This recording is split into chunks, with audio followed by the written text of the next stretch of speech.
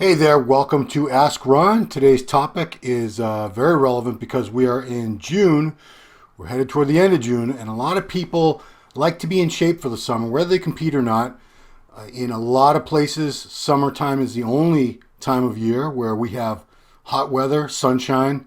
You can wear things like shorts, tank tops, go to the beach, and basically, if you have a good physique, you want to be leaner to show it off. You don't want to be carrying a lot of body fat. So a lot of guys do what they call a summer cut. I've done it for, I haven't competed since 2013, but every summer I drop some weight. I like to look a little leaner. I think everybody will that way. So today's topic actually comes from an article that I have in the current issue of Muscular Development. This is a July 2019 Muscular Development with Logan Franklin on the cover. And inside you'll find this article called 7 Reasons You're Not Getting Ripped. You can see we got a cool shot of Antoine Vaillant there. And for the full article, yes, please go get the magazine. I'm going to summarize the points here, the 7 reasons you're not getting ripped, because I've violated most of these rules or reasons, as have most people who've sort of stumbled on the path to getting ripped, to getting lean. Number 1, you're eating too much. So this is something a lot of people have a hard time grasping the concept of, is if they're eating clean, if they're eating super clean, grilled chicken breasts, plain white rice or brown rice, steamed broccoli, things like that. If that's the type of food they're eating, egg whites, plain oats, all day long, how can they possibly not be getting any leaner? It's because you need a caloric deficit to lose body fat. You can't be taking in more calories than you burn. And unfortunately, it doesn't matter if it's all clean food. If you're eating 1,000 calories more than you need every day, regardless of the source of those calories, you are not going to be able to get lean. You're not going to lose body fat because your body still has reserves. It still has all those calories. And it's like I said, it's a hard concept to grasp because people clean up their diets, but they're not really thinking about the portion sizes. They're not really keeping track of the calories and how much they need. And I can't tell you how much you need to eat. Nobody can tell you that. You need to keep track. That's why we have food logs, and there's a million apps. You can do it on your phone now. It's not hard.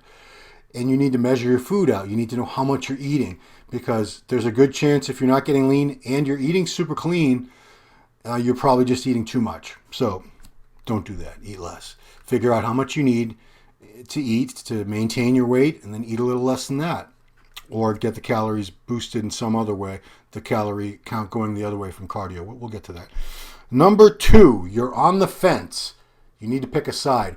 What do I mean by that? You're in the middle of the road because a lot of bodybuilders, they have it in their heads that we're always training to gain. That's why we start doing this. We want to get bigger muscles. When we're in the gym, we're lifting weights. We're trying to get bigger. We're always trying to get bigger. So it's a very difficult concept to grasp, or it's hard to make that shift where right now I'm just going to maintain my muscle mass and drop body fat. And a lot of guys say, no, you know what? I'll get leaner, but I'm going to keep building. Does it happen sometimes? Yeah, there are special cases. Obviously, if you're coming back to training and you haven't trained in a while, you're going to regain muscle mass quickly. It's called muscle memory. In that case, yes, you can get leaner and you can definitely put on the size at the same time because you're regaining muscle mass. You're not putting on any new muscle mass.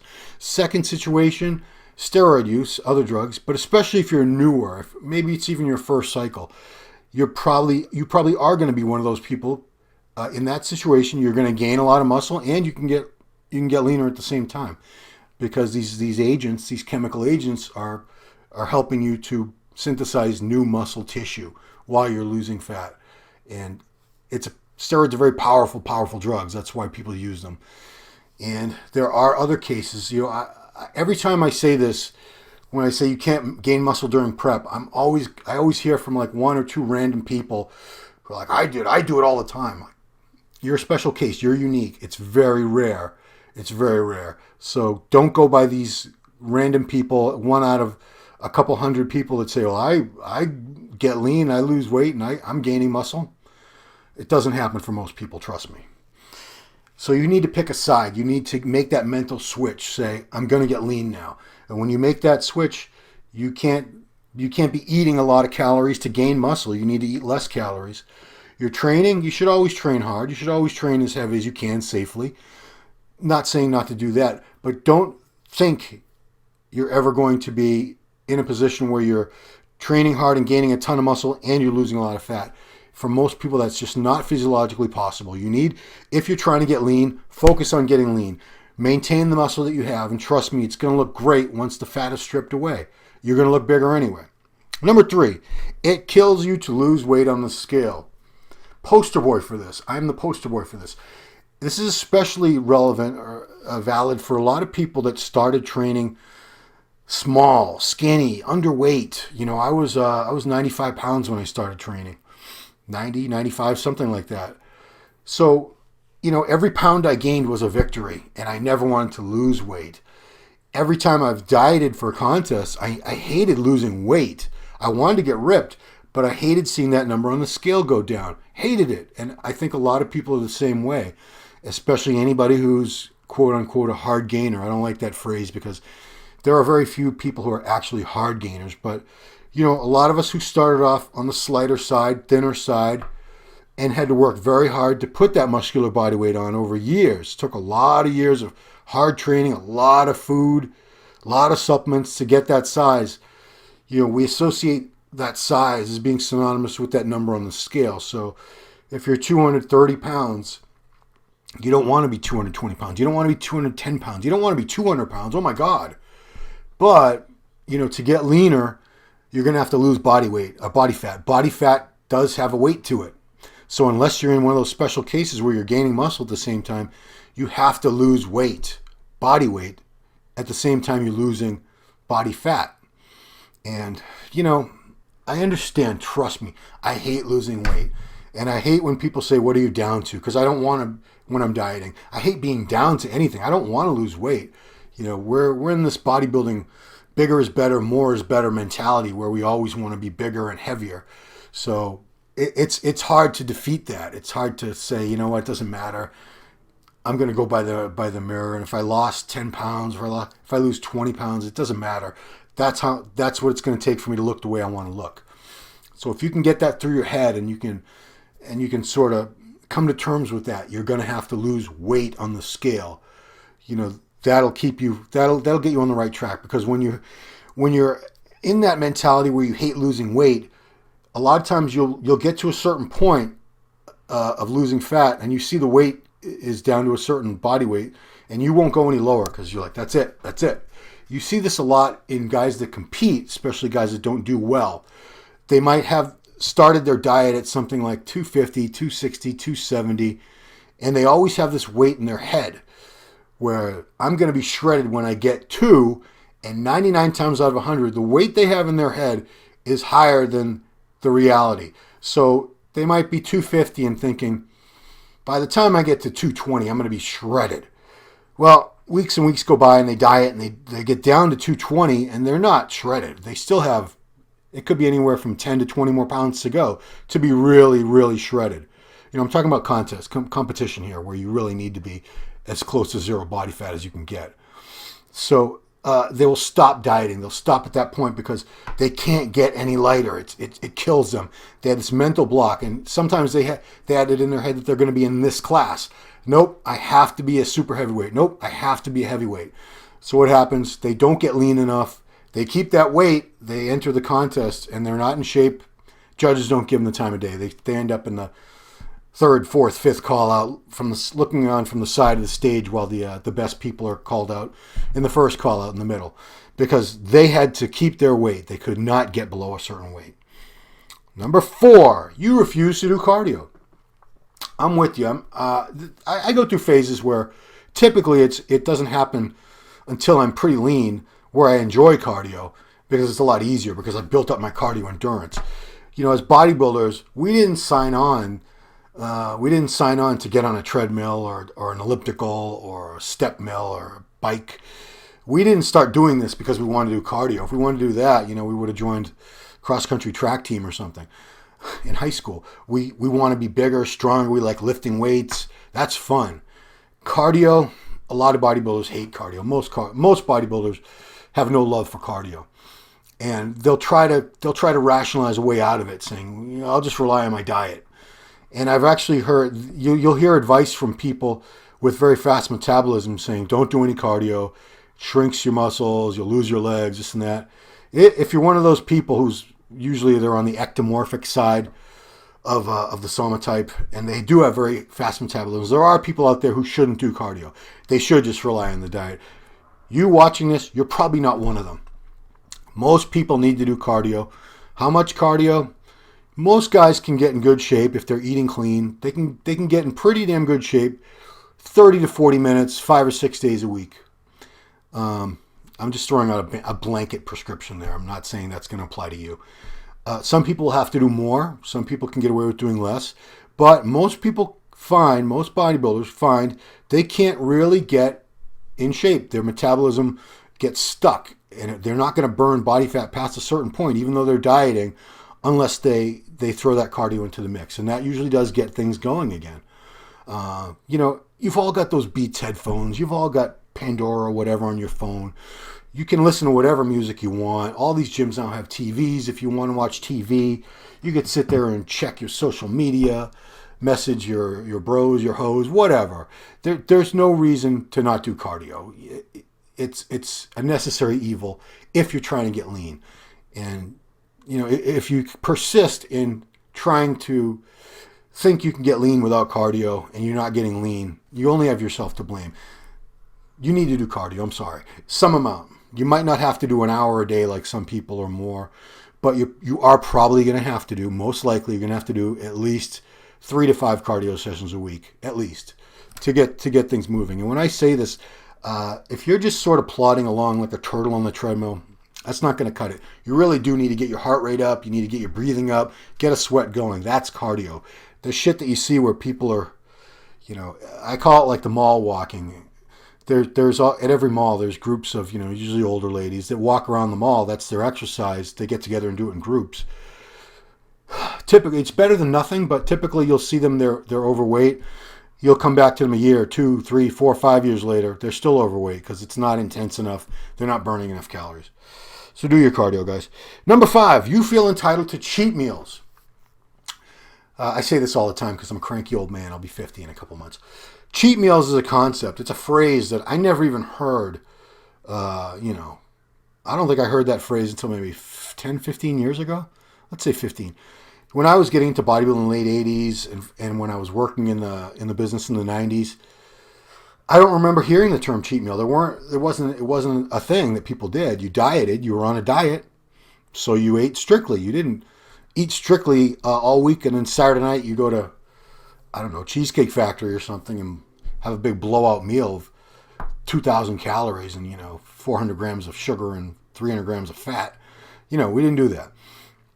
But a lot of people now, they have it in their heads that diets should inherently have a cheat meal built into them.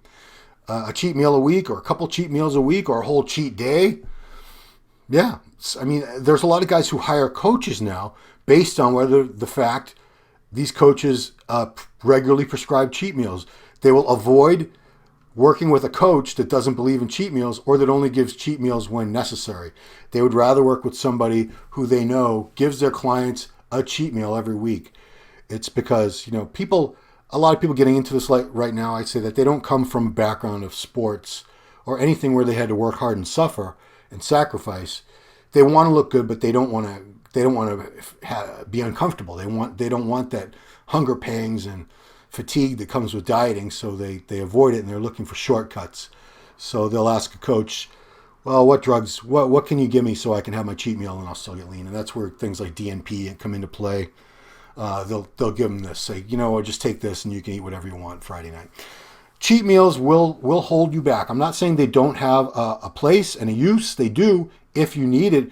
If you've been dieting strictly and you're at a plateau for a while, a cheat meal or just a refeed where you're just having a much larger meal, usually more carbs, double or triple the amount of carbs you normally would have in a meal.